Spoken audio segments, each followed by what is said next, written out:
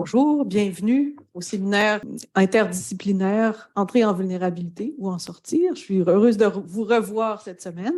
On a le plaisir d'accueillir cette semaine le professeur Franco Carnavalet, qui a plusieurs flèches à son carquois, plusieurs flèches à son arc.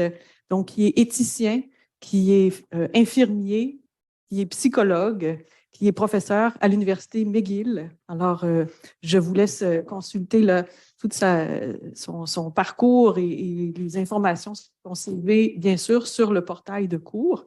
Et je lui donne déjà la parole. Je l'invite à nous communiquer ce matin au sujet de la vulnérabilité en pédiatrie en particulier. Alors, je vous laisse la parole. Bienvenue. Merci beaucoup, professeur Carnavalet. Merci, Hélène. Et premièrement, je veux juste m'excuser pour tout le monde pour la limite de mon français. Le français est ma troisième langue. Je crois que je serai compréhensible et je peux vous comprendre parfaitement quand vous avez des questions. Donc, pour les erreurs dans mon français parlé, mais aussi sur la diapositive, je m'excuse. Là, je vais partager mon écran. Donc, réimaginer la vulnérabilité chez les enfants malades ou handicapés d'une perspective de l'éthique de l'enfance. L'éthique de l'enfance, je pense que c'est la façon que j'aime décrire le cadre de référence que j'utilise en recherche, mais aussi en pratique comme éthicien clinique. Vous voyez sur cette diapositive mes engagements communautaires, les 4 en bas, et aussi je suis chercheur principal d'un programme de recherche qu'on appelle Voice, la voix de l'enfant, études interdisciplinaires en éthique de l'enfance. Donc, j'aimerais commencer pour décrire la structure de mon argument dans le cas que si par bout, j'arrive pas à parler clairement, je veux au moins vous présenter l'argument que je veux faire.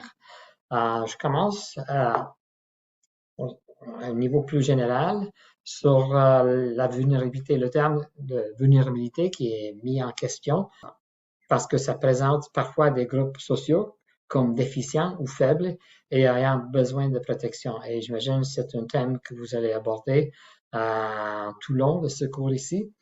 Cette conception de la vulnérabilité déclenche parfois des actions de protection qui sont bien intentionnées ou bienveillants, mais qui vont perpétuer le statu quo et parfois peuvent humilier les groupes qui sont dits protégés. Certaines initiatives actuelles appellent à une conception, font référence à une conception sociale de la vulnérabilité, c'est-à-dire que la vulnérabilité est reconnue comme une construction sociale. Et ces initiatives soulignent que les contextes sociaux peuvent amplifier ou diminuer la vulnérabilité. C'est les contextes sociaux qui sont vulnérabilisants. C'est particulièrement clair dans la recherche sur les personnes dites handicapées. C'est un mot que j'ai difficulté avec parce qu'en anglais, on a fait le virage de handicap à disability. Je vais plutôt utiliser le terme incapacité, mais je sais que c'est problématique aussi. Donc, la recherche en disability studies, études des personnes avec handicap, ont révélé que l'incapacité se construit à travers des barrières ou des accommodements sociaux. Donc, le contexte physique et social peut amplifier une incapacité ou peut bien la diminuer en accommodant les capacités de la personne.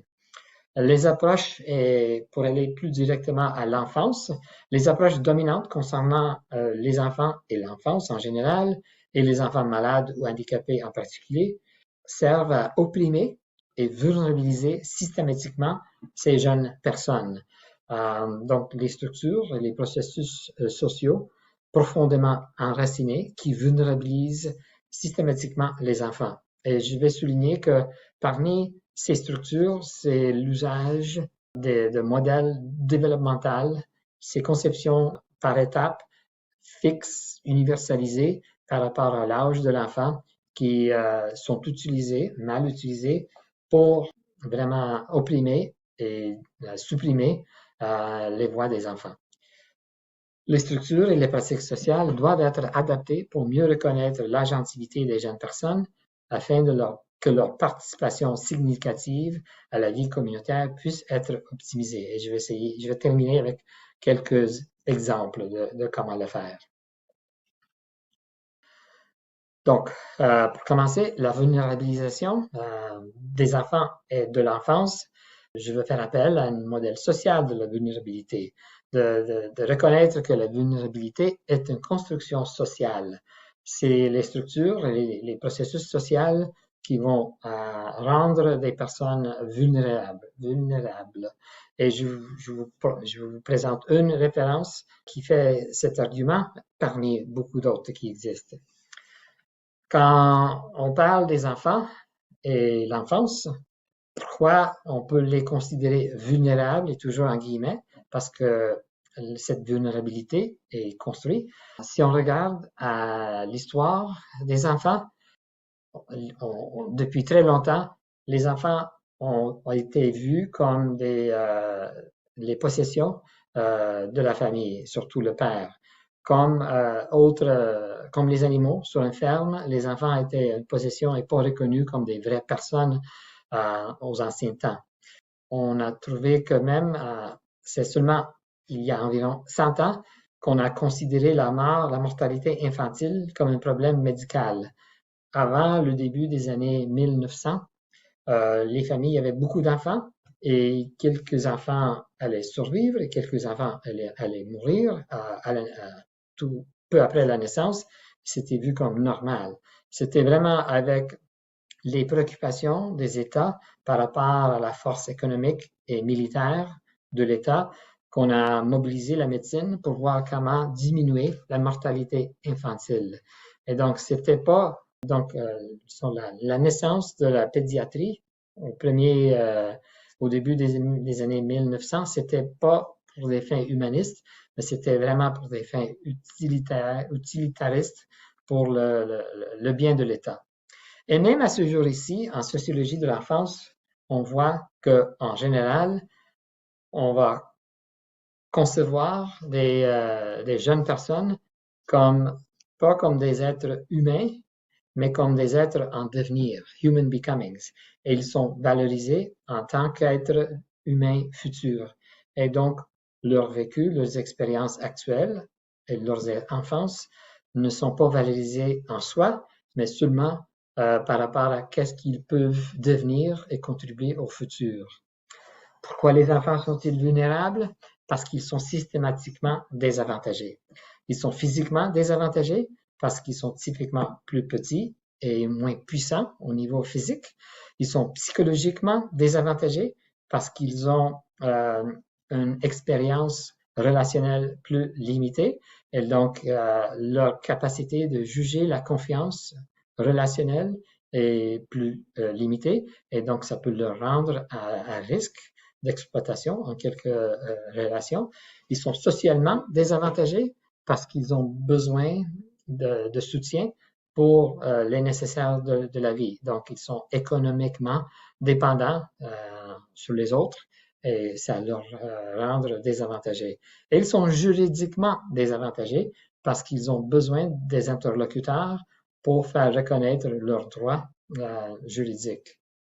De plus, tout ça, et il y a population de jeunes personnes qui ont multiples vulnérabilités par rapport à leur appartenance de une ou plus de ces groupes sociaux que vous voyez sur cet écran. Ceux-ci sont tous des groupes qui nous intéressent dans notre programme de recherche, l'éthique de l'enfance que j'ai décrit au départ. Pourquoi les enfants sont-ils vulnérables? Parce que même parfois qu'on essaie de les protéger, on va parfois les rendre plus vulnérables. Même si on regarde à la façon qu'on va s'efforcer à leur protéger, parfois ça va perpétuer une humiliation ou une détresse.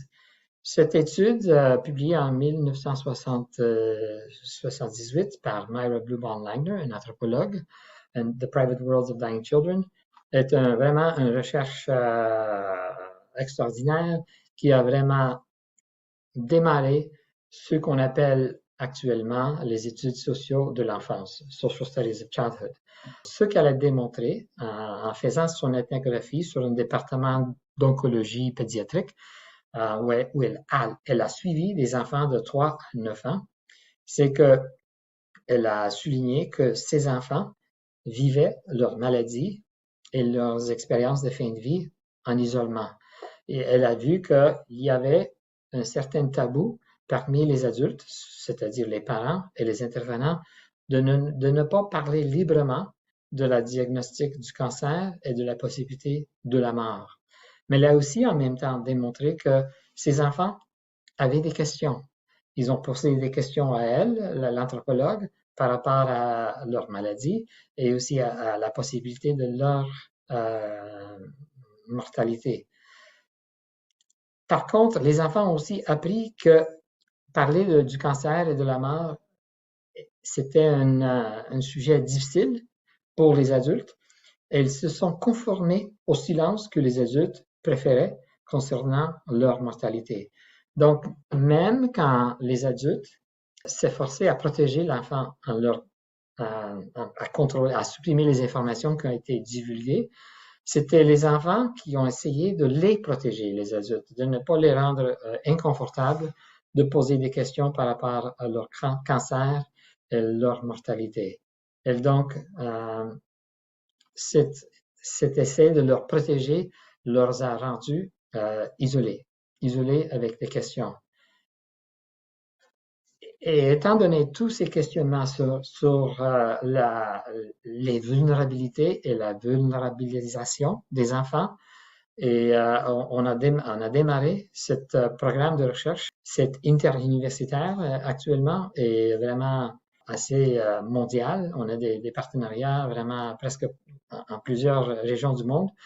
On a démarré ce programme qu'on appelle Voice, la voix de l'enfant, et on a inventé un terme qu'on appelle Childhood Ethics en anglais, ce terme qu'on a inventé, qu'on traduit en éthique de l'enfance, qu'on préfère au lieu de l'éthique pédiatrique. On croit que l'éthique pédiatrique se concentre plutôt sur les questions du point de vue médical et on veut vraiment virer le focus de celui des intervenants qui ont tendance à dominer le discours, celui vraiment du vécu des jeunes personnes. Vous avez vu le premier article sur l'ontologie qu'on propose pour l'étude des enfants. Ça, c'est le premier article que on continue à avancer. Le deuxième que vous voyez sur le diapositive, c'est un article plus récent où c'est vraiment une analyse plutôt philosophique sur l'agentivité des jeunes personnes. Pour avancer cet re-encadrement de l'enfance et des enfants, on met en avant les expériences morales des enfants. On veut démontrer que les expériences des enfants ont une signification morale. C'est une façon de faire de la recherche pour démontrer qu'il y a du bien, du mal, du juste et injuste qui est toujours en jeu au quotidien des enfants. On veut démontrer qu'ils ont une connaissance et des intérêts, des préoccupations et des espoirs moraux, qu'ils sont des agents moraux. Et donc, on a publié sur ce concept de l'expérience morale qu'on a défini, vous avez la définition en anglais au bas de la diapositive, mais c'est-à-dire que tout que la personne va reconnaître comme important par rapport au bien et mal et le juste et l'injuste. On a de plus publié une méthodologie qualitative pour aborder la recherche avec les enfants pour bien comprendre leurs expériences morales. Et utilisant cette méthodologie, on a publié beaucoup. Vous pouvez aller sur notre site web pour plus de références. Soit on a publié dans le contexte de santé mentale, dans le contexte de jeunes personnes autochtones, dans leur communauté autochtone, mais aussi dans le contexte mondial, c'est-à-dire que dans le contexte communautaire en Tanzanie et aussi en oncologie pédiatrique en Inde. Donc, on fait beaucoup de recherches au niveau mondial. Et tout le long de la pandémie, on a fait beaucoup pour dévoiler, pour souligner, pour démontrer les impacts de la pandémie et plutôt sur les mesures de santé publique qu'ils ont systématiquement exclus et amplifié les désavantages déjà vécus au quotidien par les enfants, soit des enfants en général, les enfants autochtones, les enfants dans le contexte mondial. Ici, on a des collaborateurs en plusieurs pays qu'on a fait une analyse des impacts au niveau mondial.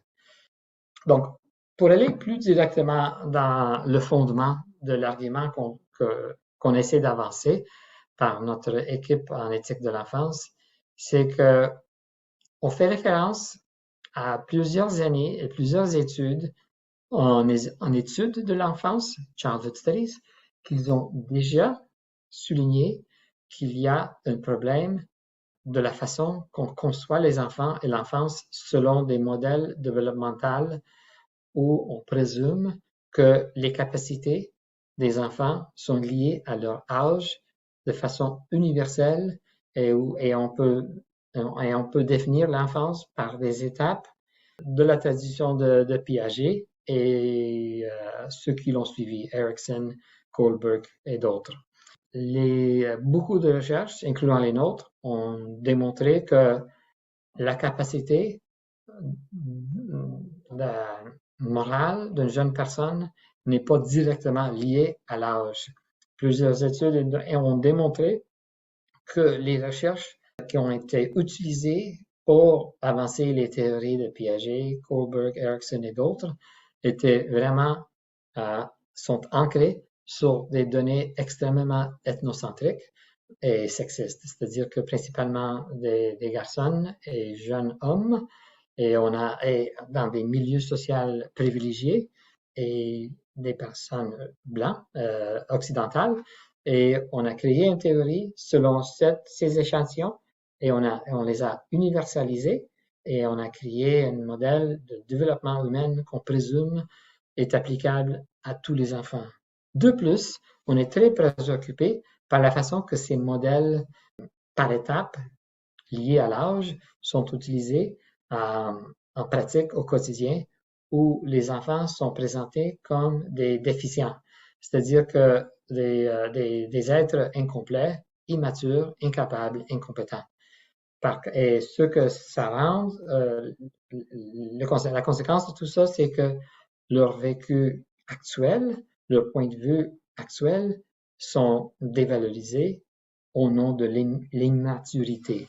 Et donc, dans cet article que j'ai publié en 2020, j'ai essayé de souligner que la façon qu'on utilise ces modèles développementaux ont l'effet d'oppression de la voix des vécus des enfants.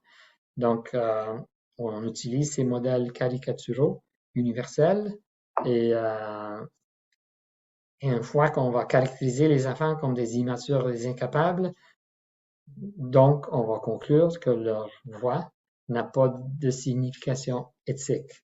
Et je dirais, comme un consultant en éthique clinique, travaillant avec les enfants, je vois souvent les équipes qui travaillent avec les enfants démontrer beaucoup de compassion envers les enfants.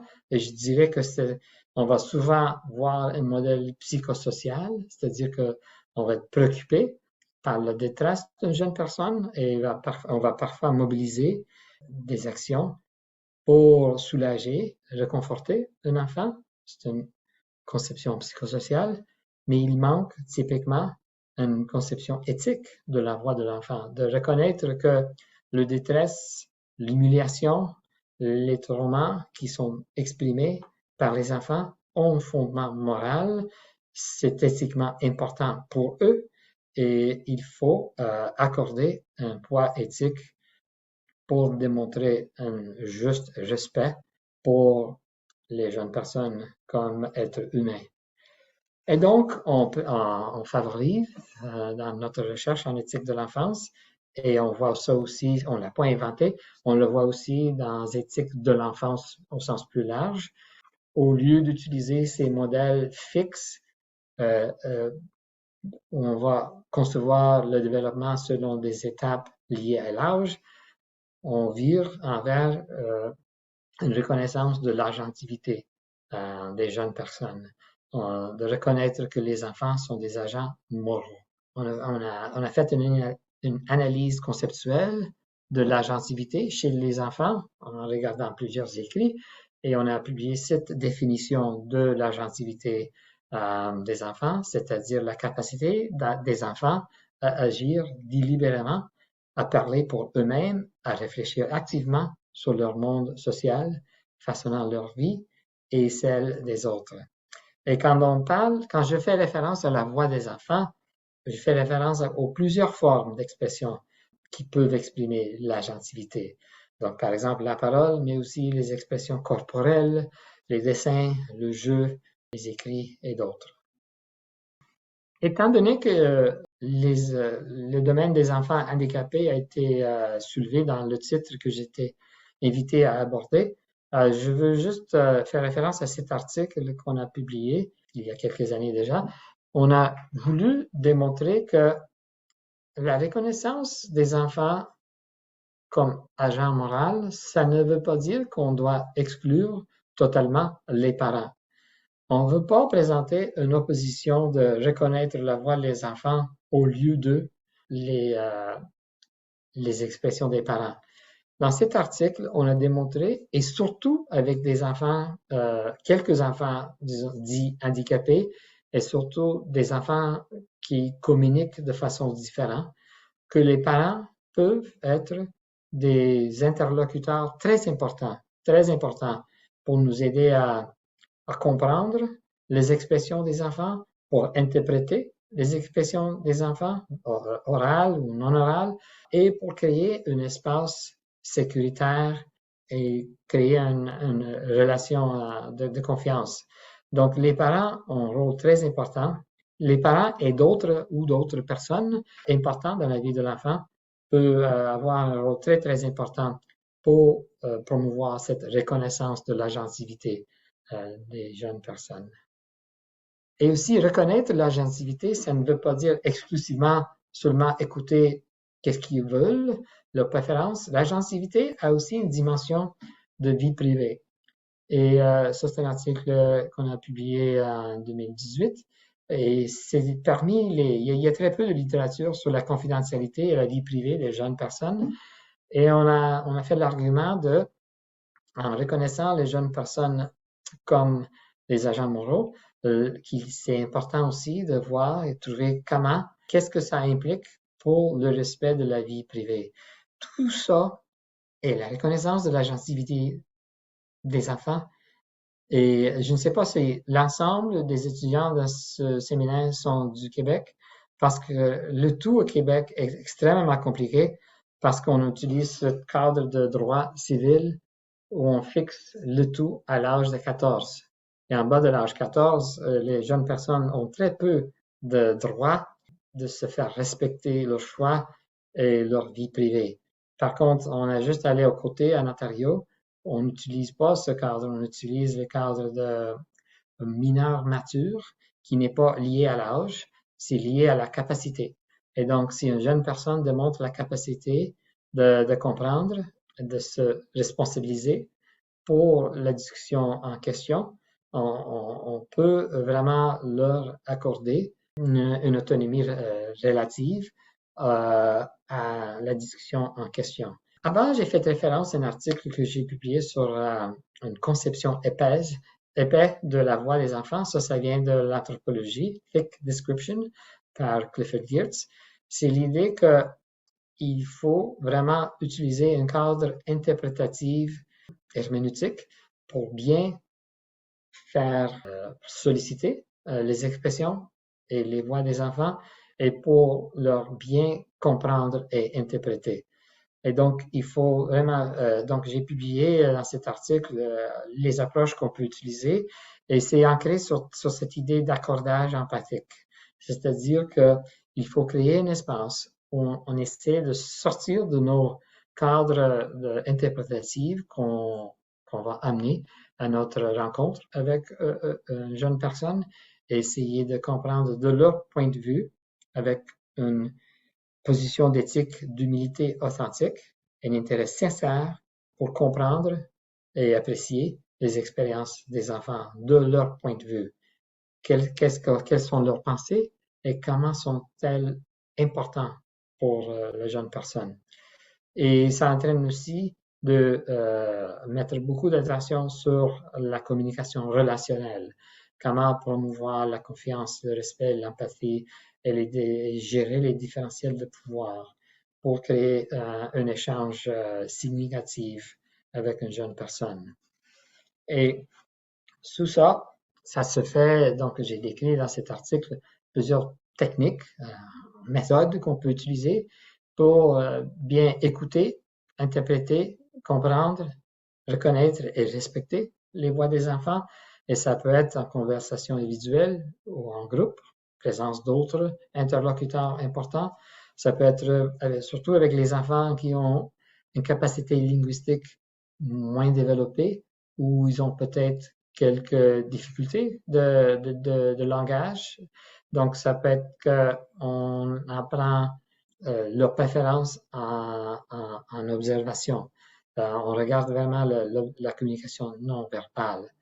Et aussi parfois, on peut utiliser leurs produits artistiques où ils peuvent exprimer leur vécu. Et ça peut être très utile pour vraiment créer un dialogue ensuite. Et pour quelques enfants, on utilise des méthodes de communication assistée pour les enfants qui communiquent différemment. De plus, étant donné surtout au Québec, où on a ce seuil fixe à l'âge de 14, où les jeunes personnes ont très peu de... On n'a vraiment pas une reconnaissance juridique à l'expression de leur préférence dans un contexte médical, par exemple. Dans notre travail, on veut promouvoir la reconnaissance de l'assentiment de l'enfant. L'assentiment, c'est un concept qui existe déjà dans la recherche non thérapeutique avec les enfants, c'est-à-dire que si on va faire une recherche non thérapeutique avec un enfant, il nous faut l'assentiment à participer à la recherche. Et donc, on veut et on essaie de promouvoir ce concept en pratique clinique et en d'autres milieux avec les jeunes personnes. L'assentiment implique optimiser la compréhension de l'enfant de sa santé, ainsi que les évaluations et traitements proposés, et de chercher autant que possible la coopération volontaire de l'enfant pour les soins proposés.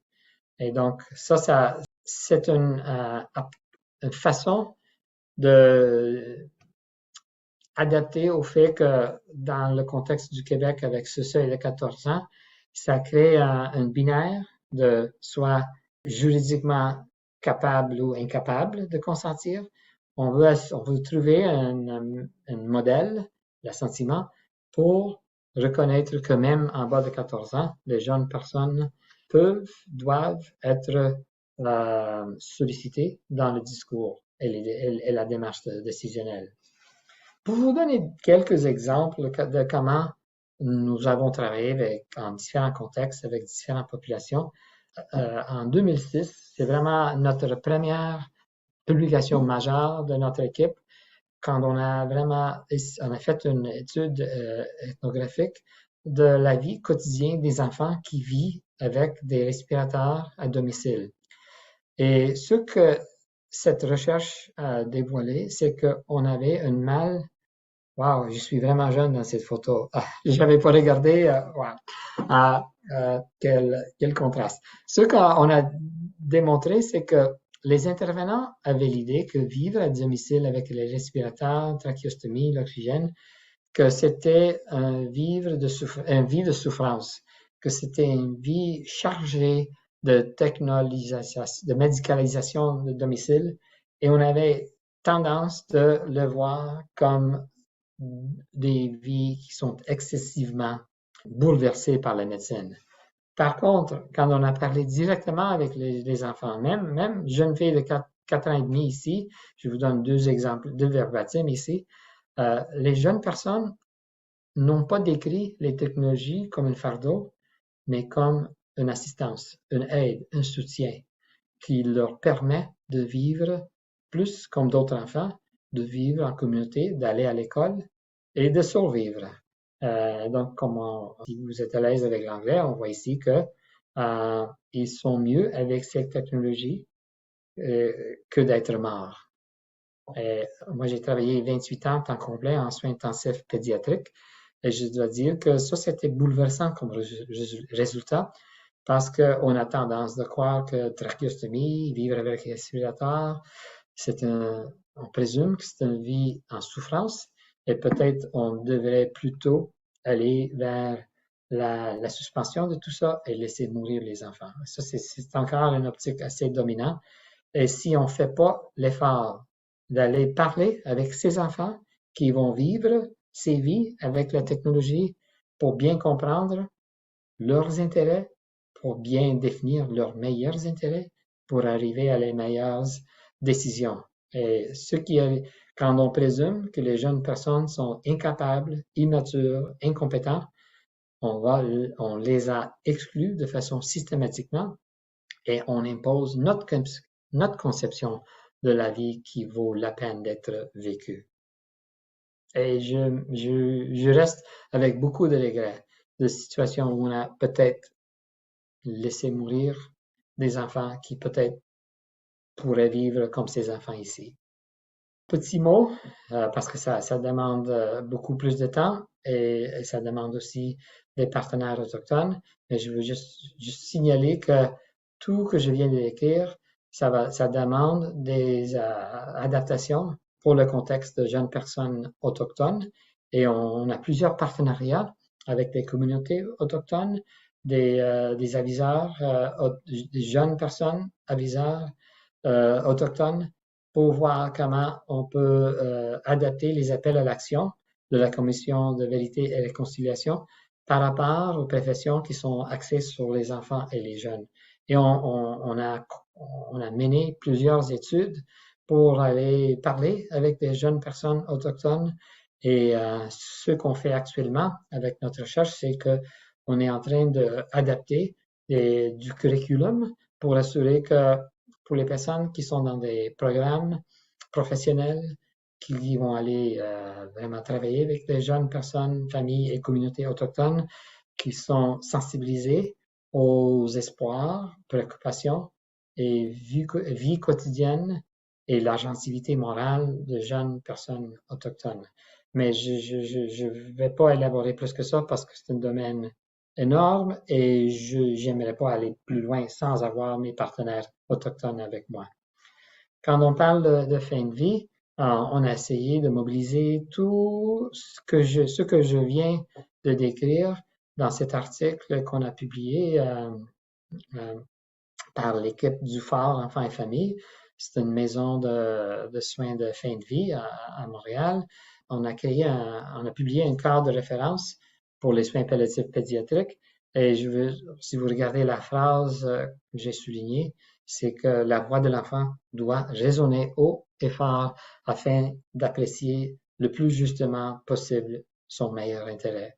Donc, dans la façon qu'on va identifier les soins optimales pour l'enfant, la façon qu'on va définir le meilleur intérêt de l'enfant, ça doit être éclairé par sa propre voix. Et j'arrive vers la fin. J'ai participé sur un panel pan-canadien qui a publié un rapport en 2018. On était 14 dits experts pour aborder, ça c'était convoqué par le gouvernement canadien, ministère de la Santé et ministère de la Justice, pour aborder la question de l'inclusion des mineurs matures à l'aide médicale à mourir. Intéressant, parmi les 14 experts, il n'y avait pas de jeunes personnes, il n'y avait pas de représentants de jeunes personnes. C'était 14 adultes avec différentes expertises que vous pouvez possiblement imaginer. Et donc, étant donné que j'étais parmi ces 14, j'ai utilisé la possibilité d'aller faire des vidéos-entrevues, des entrevues vidéo enregistrées avec des jeunes leaders de Holland Bloorview. Holland Bloorview, c'est un milieu vraiment exceptionnel à Toronto où je crois on voit au quotidien tout que je viens de décrire implanté, adapté au quotidien.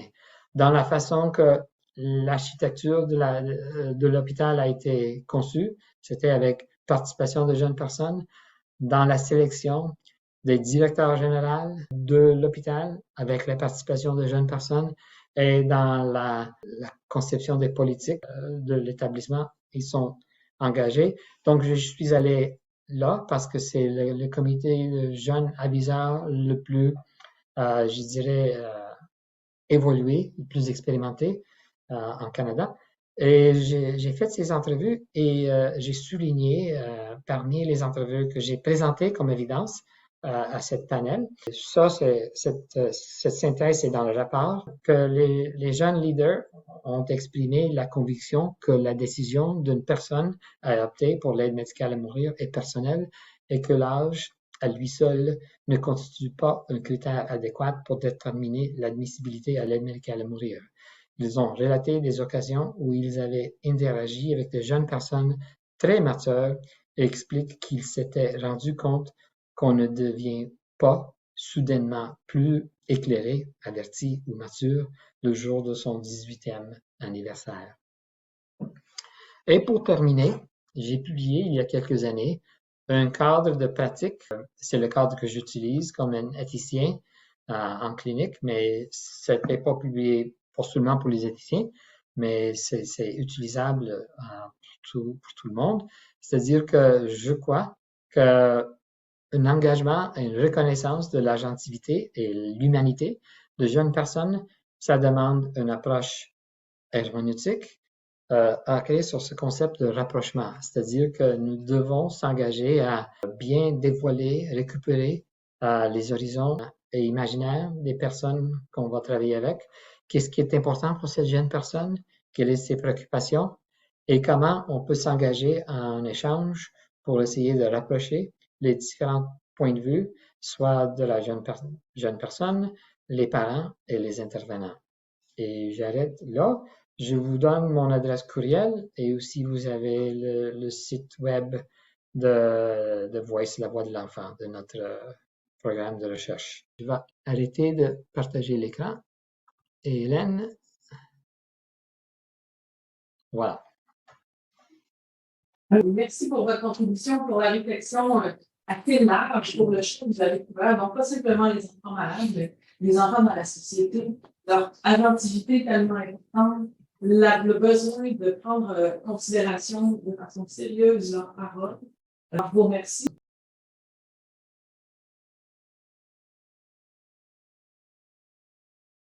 Alors, rebonjour, bienvenue à tous.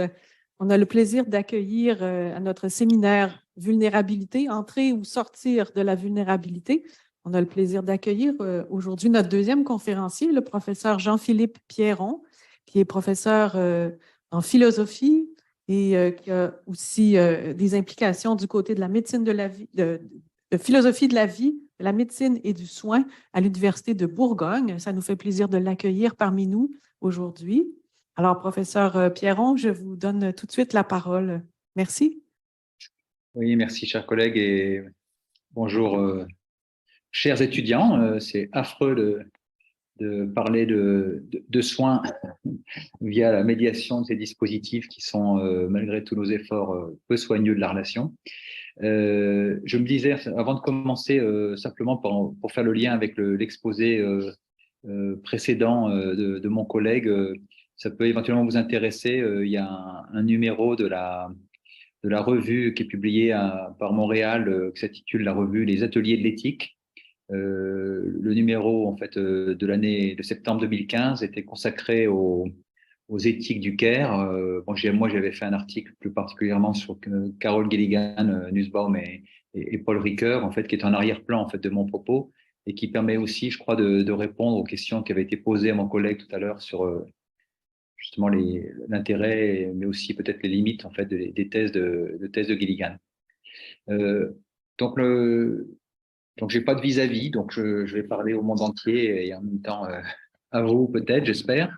Merci de m'avoir invité dans ce cadre, dans le cadre de ce séminaire. Et donc je vais proposer moi de réfléchir sur les relations entre autonomie et vulnérabilité dans une perspective qu'on pourrait appeler critique. Et donc, je le ferai en fait donc en philosophe, bien sûr, mais donc marqué par la tradition à la fois phénoménologique et herméneutique, mais aussi instruit par les philosophies du Caire dans leurs différentes générations. Hein. Et en fait, on pourra en reparler en fait tout à l'heure dans la discussion si vous le souhaitez. Il est aussi intéressant de se demander comment on articule en philosophie française notamment, mais pas que, philosophie du soin d'un côté et philosophie du care de l'autre, parce que autour des enjeux de traduction ou de non-traduction du mot care, il y a des aspects en fait théoriques importants. Mais bon, ça c'est un élément en fait que je laisserai ici de côté.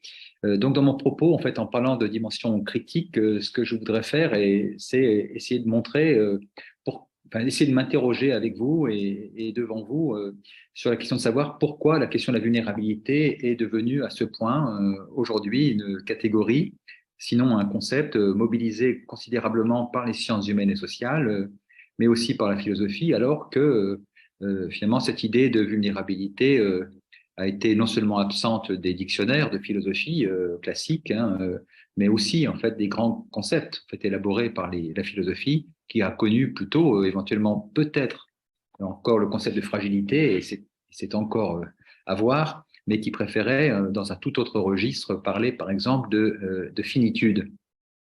Donc, autrement dit, il y a dans cette rénovation sémantique de la réflexion sur la précarité humaine, donc dans le glissement de la finitude vers celle de vulnérabilité, l'un des enjeux, je crois, qui sont en arrière-plan à penser.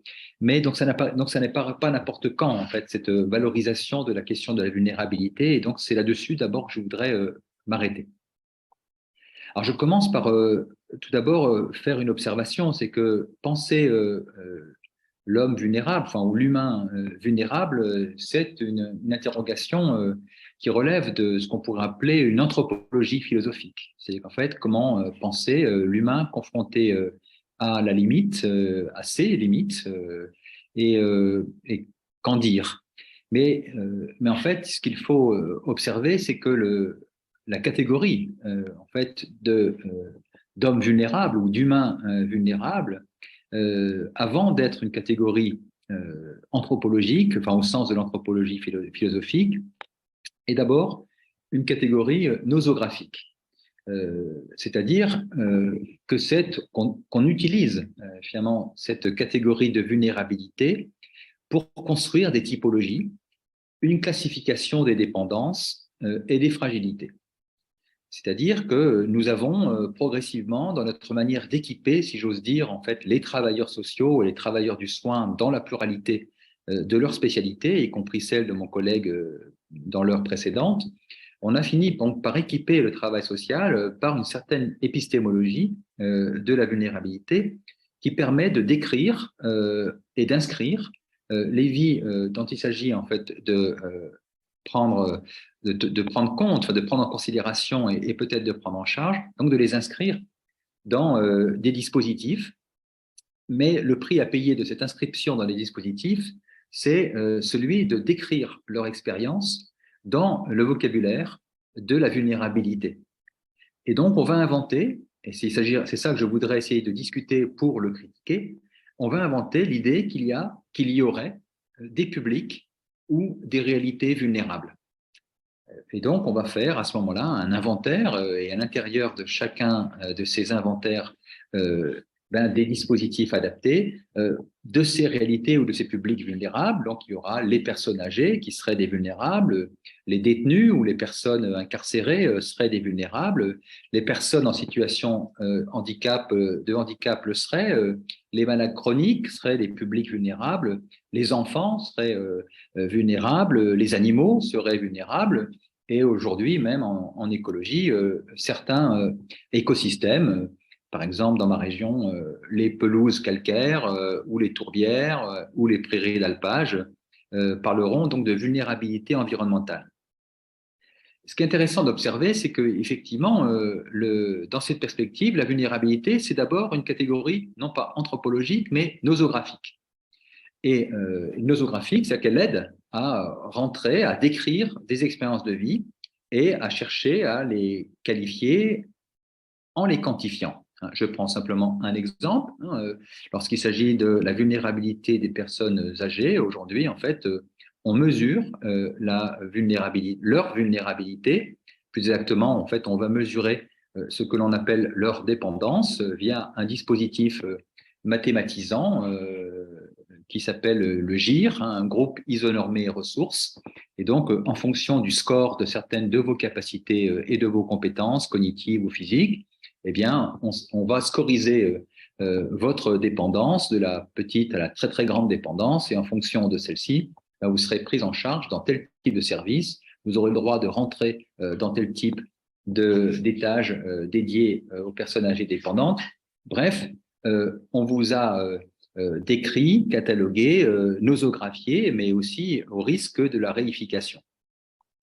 Alors, ce que je voudrais dire, c'est que je ne l'ignore. Donc, il y a une fonction descriptive, sémiologique, donc descriptive de la catégorie de vulnérabilité, mais qui sert des prises en charge, donc qui instruit et instrumente en fait le monde social et les interactions sociales, mais qui repose lui-même sur une anthropologie.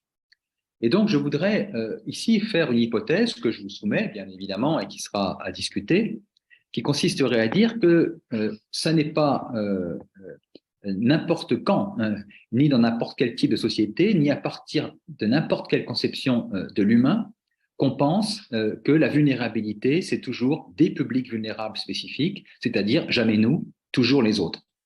Pour le dire autrement, en fait, c'est au sein de ce que j'appellerais une anthropologie tronquée, celle que je placerai sous la figure de l'homo economicus, finalement.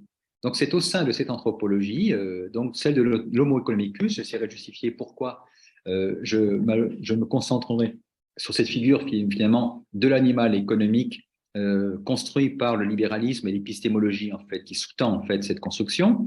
Donc bref, c'est au sein donc d'une anthropologie tronquée que la vulnérabilité est à la fois bannie anthropologiquement comme étant l'expression d'une honte ou d'un mépris en raison de l'abîme où nous installerait le vertige de la dépendance, et qu'ensuite on prendra donc c'est au sein de cette anthropologie donc à la fois que la vulnérabilité est méprisée ou honteuse, et à la fois donc et le contraire donc à ce moment-là de cette vulnérabilité serait une conception exaltée de l'autonomie, et qu'ensuite une fois cette position anthropologique prise, eh bien s'ensuit une décision épistémologique qui aura des conséquences en termes effectivement méthodologiques, qui consistera effectivement, donc cette décision épistémologique, d'appréhender les vulnérabilités, celles des humains ou celles des autres qu'humains, bien dans des descriptions objectivables, cotables, chiffrables, voire isonormées, en vue de préparer leur prise en charge. Bref, dans cette perspective, donc la vulnérabilité, c'est jamais pour moi, c'est toujours pour les autres, et elle constituerait donc la vulnérabilité, la figure de repoussoir de cette conception exaltée de l'autonomie. Elle constitue son repoussoir à partir finalement de trois idées simples mais fortes. La première, c'est que les vulnérables ce sont nécessairement les autres en dehors de soi, comme s'ils manifestaient l'extériorité radicale de ce qui ne serait pas tout à fait une vie normale. Deuxième élément, il serait possible de donner de la vulnérabilité de l'autre, des autres, un trait objectivé et objectivable qui contribuerait à consacrer symboliquement, eh bien, si je puis dire, l'expatriation de la vulnérabilité hors de ce qui est statistiquement normal et hors de ce qui est existentiellement désirable. Et troisièmement, la vulnérabilité, ce serait surtout ce qu'il ne faut pas être dans une perspective normative autour donc de la honte de la dépendance. Alors, cette hypothèse, elle invite d'abord à faire une première remarque, c'est que, de fait, la valorisation en fait, de cette catégorie dans le discours contemporain, de quoi est-il le signe? De quoi est-il le témoin? Finalement, de quoi est-il l'indicateur? Parce que d'une certaine façon, assez étrangement, nous valorisons le discours de la vulnérabilité dans un contexte ou précisément, c'est tout à fait le contraire, en fait, qui fait l'objet des valorisations et des reconnaissances, c'est-à-dire précisément ce que j'appelle l'autonomie exaltée. Et donc, dans ce cadre général, on doit observer qu'effectivement, la vulnérabilité, quand on parle aujourd'hui de vulnérabilité, eh bien, ce concept, c'est à la fois, pour reprendre la distinction d'Aristote, modifié à la fois en extension et en compréhension. Elle s'est modifiée en extension puisque les vulnérabilités concernent et désignent aussi bien les humains malades que les humains pris dans des situations socio-économiques difficiles, que les non-humains ou que les milieux écologiques, de telle sorte que finalement la vulnérabilité peut établir des ponts entre des réalités que l'on croyait séparées, les différents territoires par exemple, balisés et segmentés par ce qu'on appelle la bioéthique et finalement la vulnérabilité du vivant ou des vivants étant peut-être à ce moment-là une catégorie transversale pour réunir et repenser ensemble eh bien, les questions d'éthique médicale, d'éthique animale et d'éthique environnementale, par exemple. Bref, il n'y a pas un champ des savoirs et de l'agir qui n'est aujourd'hui ces vulnérabilités. Ça, c'est la modification en extension. Mais la vulnérabilité est aussi un concept qui s'est profondément redéployé en compréhension, puisqu'effectivement, ce qui est assez remarquable, c'est le changement de signification dont cette catégorie est porteuse. Traditionnellement, ou disons dans ses usages finalement pas si lointains, la vulnérabilité était envisagée plutôt comme une incapacité ou comme un empêchement. Et donc, c'est ainsi en fait qu'on se réfère parfois à l'idée du vulnus, donc de la blessure attachée à l'étymologie en fait du mot, disant finalement que le vulnérable, c'est celui qui est vulnérabilisé sous l'effet d'une incapacité ou d'un empêchement.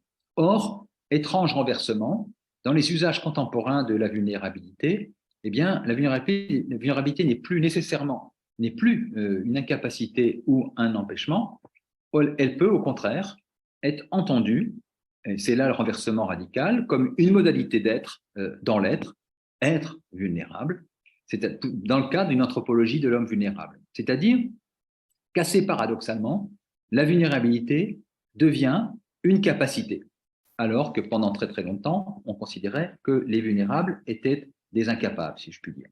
Donc, elle devient une capacité, et une capacité troublante, si on peut dire, troublante, puisqu'il s'agit de la capacité à se laisser affecter par l'autre. C'est une autre manière de comprendre le vulnus vulnérable, c'est-à-dire capacité donc à s'exposer à la blessure du monde, non pas pour en être détruit, non pas pour s'en trouver complètement évidé. C'est toute la question que soulève de ce point de vue l'éthique philosophique de Lévinas, qui pense l'éthique et le geste éthique offert à la blessure de l'autre sous la figure même plus de la blessure, mais sous la figure en fait du trauma. C'est toute la dimension en fait traumatique de ce qu'est l'éthique chez Lévinas, mais je ferme cette parenthèse. Donc, capacité de s'exposer à la blessure du monde ou à la blessure de l'autre, sans pour autant en être détruit, donc qui pose la question de qui est ce cogito blessé, ce sujet, le sujet de cette blessure, qui, de certaine façon, fait l'expérience d'une autonomie offerte à la relation, qui peut effectivement le blesser, mais qui est aussi la condition étrange d'une rencontre. Dans cette perspective, il n'est pas inintéressant de voir qu'un certain type de philosophie, alors il y en a plusieurs, mais un certain type de philosophie se sont intéressés à cette question de la vulnérabilité que je viens ici d'évoquer. Il y a les philosophies de la théorie critique, il y a la philosophie des capacités de Martha Nussbaum, et puis les philosophies du soin et du care, qui se sont rendues attentives à cette question en fait de l'homme vulnérable ou de l'humain vulnérable. Et donc ici la vulnérabilité donc d'un défaut d'être qui annonce des défaites sociales et politiques devient donc une capacité ou une disposition. Telle sorte que le suffixe able qu'on a dans vulnérable maintient en réserve finalement une nuance importante, celle donc d'une possibilité la possibilité d'être blessé ou affecté lié à l'exposition à l'autre, comme disait encore Emmanuel Lévinas. Bref, donc on fait ici de la vulnérabilité l'occasion d'un renouvellement sémantique, épistémologique et éthique de nos manières de dire et de regarder les expériences de la dépendance. Et donc, dans cette perspective, la vulnérabilité devient alors un concept polémique et un concept critique. C'est là où je voudrais, si vous voulez, ma thèse, si vous voulez, que je voudrais essayer de développer et de discuter avec vous. Est-ce qu'on ne peut pas ici défendre l'idée que la valorisation en fait, de la vulnérabilité et de l'humain vulnérable plus particulièrement, est-ce que ce n'est pas une figure qui résiste de façon critique à une autre conception en fait, de l'humain, celle de l'humain en fait, qui s'arracherait à ses limites, qui n'aurait pas de limites, qui se croit sans dépendance, donc la figure finalement de l'humain fabriqué par le néolibéralisme, sans vouloir aller tout de suite aller du côté des catégories du post-humain ou du trans-humain. Bref, cette question, même si on voit très bien les implications en fait, qu'on peut en tirer autour du débat avec le post-humanisme. Bref, est-ce que finalement l'idée de vulnérabilité ne se confronte pas à une conception donc exaltée de l'autonomie, donc celle d'un être qui se croirait auto-engendré, autarcique, sans dépendance, invulnérable. Bref, même les super-héros, comment dire, de la grande imagerie des blockbusters américains, même les super-héros sont, comment dire, vulnérables, ils se mettent à pleurer parfois. Hein. Eh bien là, on a au contraire une idéologie, en fait, une conception exaltée de l'autonomie qui fabrique effectivement une sorte de fiction qui n'existe pas, mais étrangement on présente comme réaliste, qui consisterait à dire effectivement que être, c'est être pleinement le maître de son existence, du début à la fin. Brett, et d'où la figure néolibérale de cette catégorie, consistant à dire finalement être, c'est devenir l'entrepreneur de soi en devenant le gestionnaire de son existence. Hein, on gérera son capital santé, son capital boursier, son capital sexuel, son capital relationnel. Bref, on va manager, comme on dit en bon français, ses dépendances.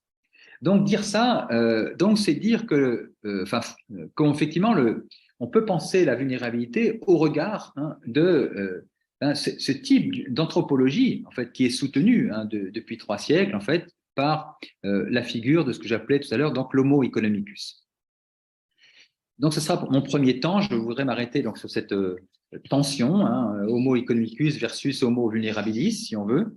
Et puis, je m'arrêterai dans un deuxième temps sur la vulnérabilité comme critique d'une autonomie exaltée en faveur d'une conception relationnelle, une conception d'une autonomie relationnelle, des choses qui ont déjà été dites, je crois, par mon collègue tout à l'heure. Alors, parler en fait d'homo economicus, ça peut ici surprendre, mais finalement, ça nous invite à revenir en fait de nouveau sur le fait effectivement que d'abord l'économie est une science sociale en dépit de ce qu'en pensent encore un certain nombre d'économistes mathématiques, hein, mais et donc dire ça, c'est dire effectivement qu'elle nous donne de penser comment dans le social les interactions entre les autres, enfin entre les humains via les activités du travail, via les professions, via les métiers dits du care ou les métiers dits essentiels, mais plus largement en fait par une majorité des professions, on observe effectivement que les professions donc qui relèvent par conséquent parce que même si la frontière entre travail et salariat est à discuter, et donc il y a du travail hors du salariat. Bon, je ne vais pas rentrer dans ces questions, mais qui ont leur importance quand même. Mais en tout cas, elle force à dire effectivement que parler d'économie ici, c'est rappeler effectivement que pour un grand nombre de professions, c'est-à-dire donc à la frontière entre l'économie et le travail, eh bien, la vulnérabilité est devenue une catégorie technique épistémologiquement instruite pour prendre en charge des publics ciblés vulnérables.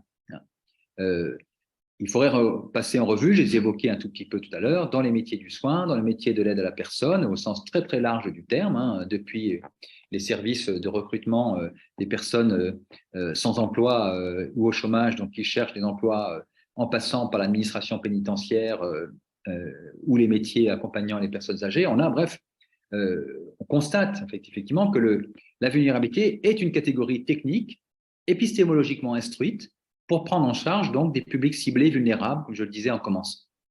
Je disais, il ne s'agissait pas d'abord ici d'anthropologie, ni même d'éthique, mais d'une épistémologie du travail. Et finalement, du déploiement sur l'intelligence que l'on a en fait du monde et des interactions sociales, eh bien, d'un type d'intelligence, eh bien, pour penser et accompagner les dépendances ou les fragilités des uns et des autres. Donc cette question épistémologique est majeure parce qu'effectivement, elle consiste à dire que les différentes spécialités professionnelles en ces matières se sont définies en délimitant précisément les vulnérabilités spécifiques de leur public et de leur milieu. De telle sorte que finalement, on sera le spécialiste de tel type de vulnérabilité plutôt que tel autre. Ce qui pose d'ailleurs la question de qu'est-ce qui se passe quand on est devant en fait, des expériences de vie qui cumulent les vulnérabilités, si on pense aux migrants sans papier, par exemple, ou aux sans-abri. En tout cas, c'est dire effectivement que ces spécialités professionnelles se déploient dans le cadre de l'idée que la vulnérabilité, c'est l'autre, c'est notre autre, et donc il s'agit de le prendre en charge à partir d'un dispositif de pensée pour lequel, ou dans lequel, en tous les cas, eh bien, il ne faut pas être vulnérable. C'est précisément vulnérable, c'est surtout ce qu'il ne s'agit pas d'être au nom donc de ce qu'on peut appeler un vertige de la dépendance. Ça amène donc ici à une première idée.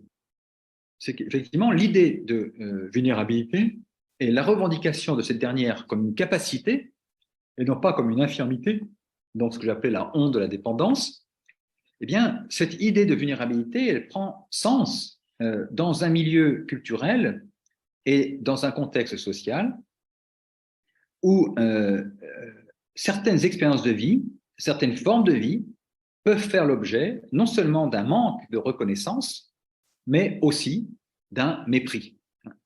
C'est ce que le philosophe Axel Honneth, dans son livre, nomme précisément la société du mépris, dans lequel il envisage ainsi une culture et une société dans une culture comme un cadre interprétatif qui soutient des existences ou au contraire invisibilise, voire aliène certaines autres.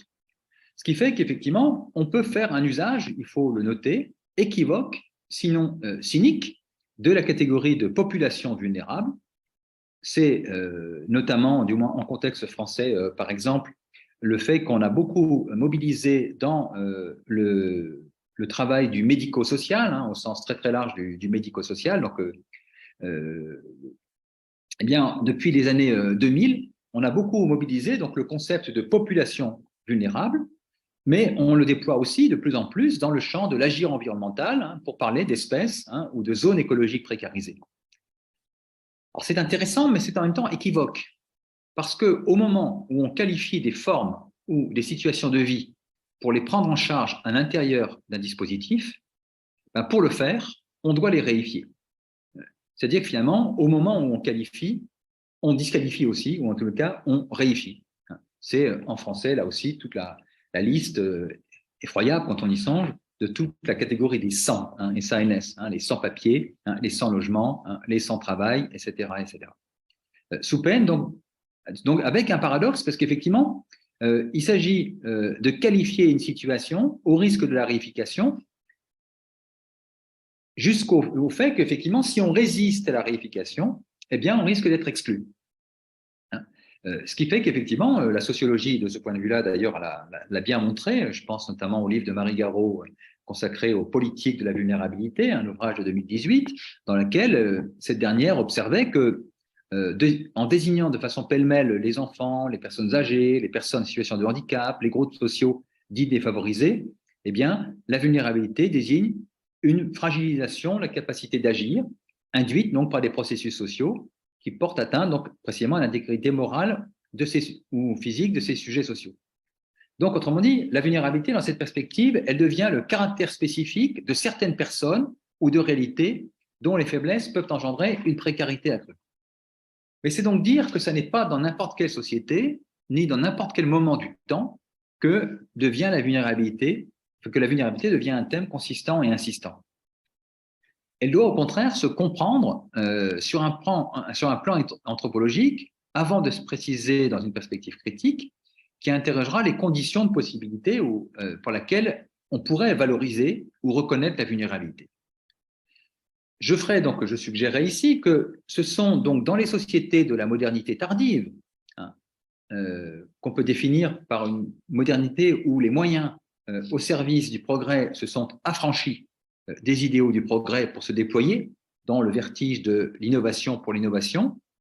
Donc, c'est donc dans le cas de la société de la modernité tardive et au sein de la généralisation de ce qu'on pourrait appeler avec Max Weber une rationalité instrumentale qui étend ses valeurs et ses méthodes sur l'ensemble du monde vécu, ce que Weber appelait la bureaucratisation croissante de la vie, qui va jusqu'à précisément la question de coter les dépendances et les vulnérabilités.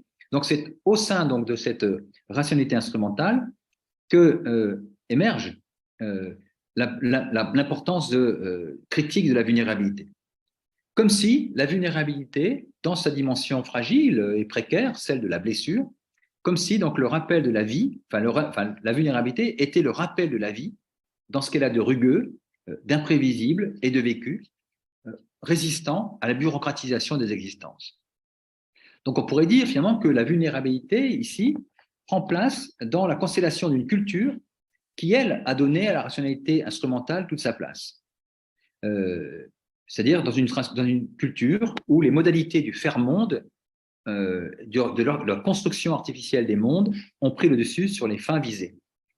Peut-être alors que la vulnérabilité dont on veut faire ici la promotion serait alors ce qui relativise l'hypertrophie du poids des moyens et de la gestion et du contrôle dans nos sociétés en redonnant sa place aux fins, c'est-à-dire la promotion de la dimension relationnelle et libératrice des existences.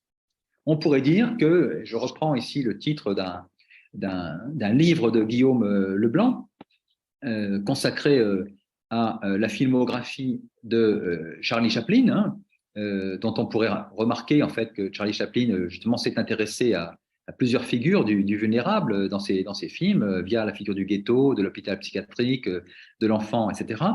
Donc bref, il y a un livre de Guillaume Leblanc qui s'intitule « L'insurrection des vies minuscules ». Eh bien, on pourrait dire que la vulnérabilité est peut-être la revendication de l'insurrection des vies minuscules, en ce sens qu'elle répliquerait à l'écrasante pesanteur de la normalité statistique des existences qu'exalte aujourd'hui le profilage instrumental isonormé, hein, ce qu'on appelle la gouvernance par les nombres, relayé aujourd'hui par le pouvoir numérique et le contrôle des big data. Eh bien, donc la vulnérabilité répliquerait à cette normalité statistique des existences, son profilage statistique et numérique. Elle y réplique donc par l'autonormativité d'une vie qui, dans sa vulnérabilité même, a la capacité d'une réponse inédite à la situation. Ainsi donc, dans la modernité tardive, qui valorise pas n'importe quel type d'options, hein, puisque dans la société dans laquelle nous sommes finalement, les catégories qui sont valorisées, ce sont la rapidité, la mobilité, l'agilité, l'efficacité, la réactivité, l'extractivité, etc., etc.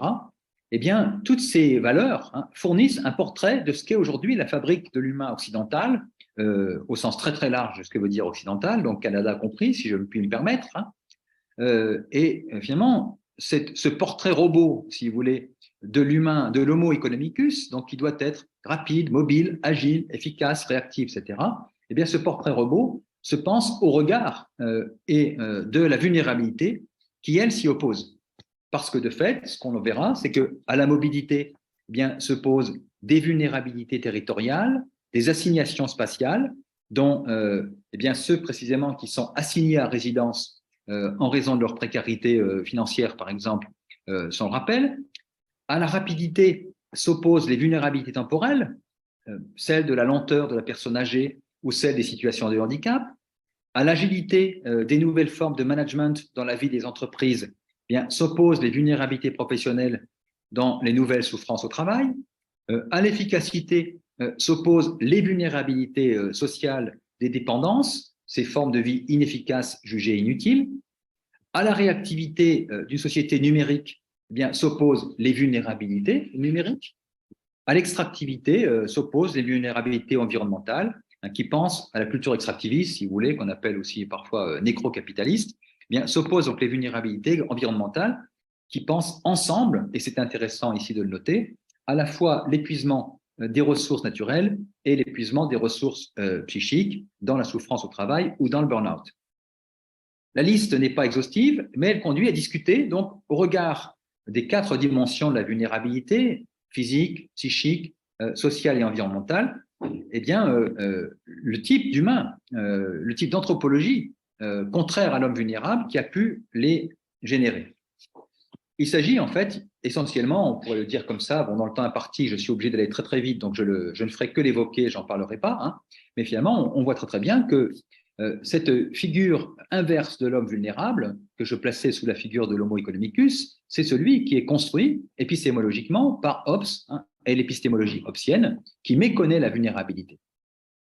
De façon peut-être un petit peu rapide, mais on pourrait dire que le projet hobbesien, qui est principalement un projet épistémologique, avant d'être anthropologique, propose effectivement de fabriquer la rubrique de l'homo economicus, hein, en disant précisément que qu'est-ce que fait dans son projet finalement Thomas Hobbes, bon, on pourra en parler, je ne vais pas, comme le temps presse, je ne vais pas être trop long là-dessus, mais finalement on pourrait dire que Hobbes, qui le caractérise dans son analyse de ce qu'il appelle l'état de nature, où il s'agit précisément de ne pas être vulnérable, eh bien, il construit ce que Paul Ricoeur nomme une théorie de la méconnaissance originaire.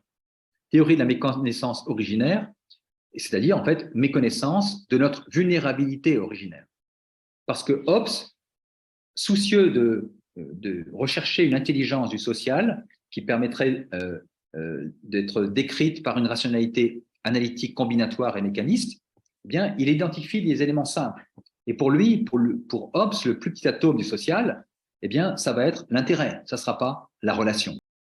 Finalement, ce qui est assez remarquable, c'est que finalement, peut-être, on pourrait dire que là où la figure hobbesienne valorise l'idée que le plus petit atome du social, c'est l'intérêt égoïste, hein, penser au regard de l'autre, hein, des autres, sous le double régime d'un côté de la peur et de la jalousie, hein, peur qu'on me prenne ce que j'ai, envie d'avoir ce que les autres ont et que je n'ai pas encore. Eh bien, en face de cette conception finalement atomiste et isolée de l'individu qui généralise, qui est généralisée et qui finit par être soutenue par un type d'économie et une fabrique particulière du social, eh bien, l'homo vulnerabilis, si j'ose dire, eh bien, dit que le plus petit atome du social, c'est la relation, dans l'expérience en fait de la dépendance. Et donc encourage, à partir de là, une conception effectivement relationnelle de l'autonomie, critique de l'autonomie exaltée, pour laquelle effectivement, eh bien, nous devons, enfin, il s'agit de se rendre attentif effectivement que ce que nous le sommes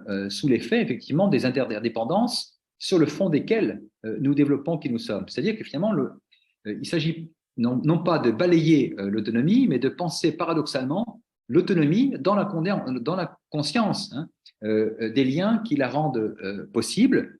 Donc, contre l'exaltation de l'autonomie relationnelle, eh bien, se rend attentive à toutes ces dépendances sans lesquelles nous ne saurions être, pour constater que ce que nous appelons d'ordinaire l'autonomie dans son caractère splendide se déploie sur le fond de ce qu'on pourrait appeler des dissymétries alternées, puisque tout au long d'une vie, à commencer par la naissance jusqu'à notre vieillesse, nous sommes en permanence tantôt dans des situations de dépendance, tantôt dans des situations en fait d'indépendance. Et donc, ça change à ce moment-là tout, effectivement, d'observer qu'effectivement la vulnérabilité dans sa dimension, enfin pensée comme relationnelle, si on part et si on fabrique un monde, si j'ose dire, fabriquer n'est peut-être pas le bon mot d'ailleurs, mais donc si on conçoit une manière de faire monde à partir d'une conception relationnelle de l'autonomie, c'est ce que cherche à faire quelqu'un comme Axel Honneth, ce que cherche à faire dans un tout style Martha Nussbaum, ce que cherche à faire les politiques du Caire à la manière de Toronto, ce que cherche à faire Paul Ricoeur dans un autre style encore, eh bien, si on cherche à penser donc l'autonomie relationnelle, alors on pourrait dire que, et je m'arrête là, que la vulnérabilité est à la fois un concept ontologique qui définit notre être comme relationnel, ouvert sur l'autre, travaillé par l'autre, en regard, sinon en opposition donc avec une conception substantialiste du sujet, que la vulnérabilité peut s'entendre comme un principe d'éthique philosophique qui se lie et se pense au regard de l'autonomie, envisageant le sujet éthique comme un sujet autonome dans la reconnaissance de ses appartenances et de ses dépendances, et qu'enfin, ayant découvert ceci, il y a des vulnérabilités qui, si elles font l'objet de capacités singulières, si elles font l'objet d'attention et de prise en compte spécifiques, celle de l'éthique médicale, de l'éthique du travail social, de l'éthique animale, de l'éthique environnementale, de l'éthique des droits humains, eh bien, effectivement, ces vulnérabilités singularisées se déploient sur le fond d'une conception partagée de l'homme capable, conçu en même temps comme un homme vulnérable. Je vous remercie de votre écoute. Merci pour votre présentation. Vous avez bien exposé comment la vulnérabilité devient, si j'ai bien compris, si j'ai bien suivi, un concept critique de cette vision de l'humain économique, de l'humain moderne, de l'humain tout-puissant, capable de tout, pour qui les intérêts, l'économie, justement, devient le principe mobilisateur. Et c'est dans cet échec-là, finalement, hein, d'une société où est-ce que on n'y arrive pas vraiment. C'est dans ces marginalisations, dans ces lieux de vulnérabilité où il y a une espèce de ressort qui vient paradoxalement remettre sur pattes une autre anthropologie qui est plus équilibrée, peut-on oser affirmer. Voilà. Alors, merci.